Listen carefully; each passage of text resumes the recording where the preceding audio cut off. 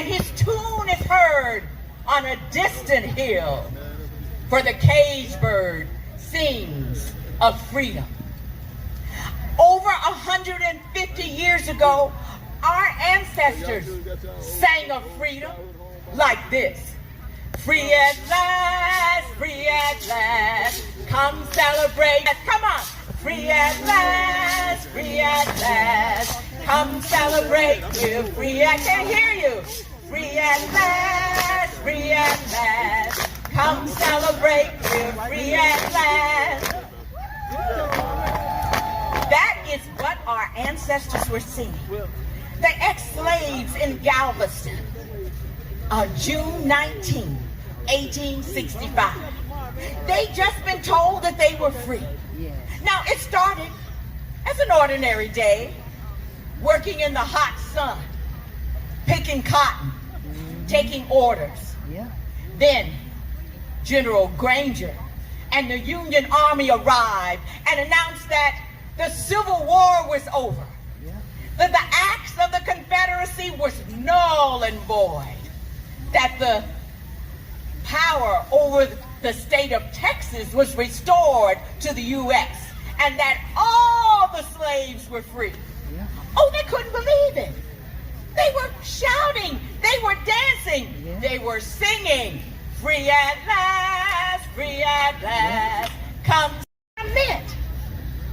It meant not to have fear covering them like a blanket. It meant not to be beaten. It meant not to be sold off or separated from their families.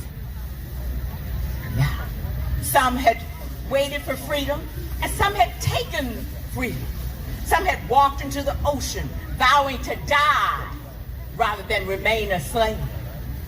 And some had imagined freedom in the stories like Brer Rabbit and the people could fly. Some had been granted freedom by their owners. And then there were others that had escaped to freedom on the Underground Railroad. You know about the Underground Railroad? Yeah. But did you know that the Underground Railroad not only went north, but south from Texas? Yes, many Texas slaves found ways by foot or horseback to escape to freedom to Mexico. Wow. Yes, some even floated on bales of cotton across the Rio Grande. Wow. Tejanos and Mexicans served as conductors on this Underground Railroad. Now, you may say, why Mexico?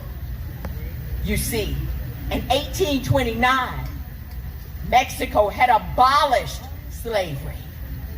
And that was when the state of Texas used to be a part of that country. But after the Revolution and the Republic was restored, slavery became legal again. Now, there were many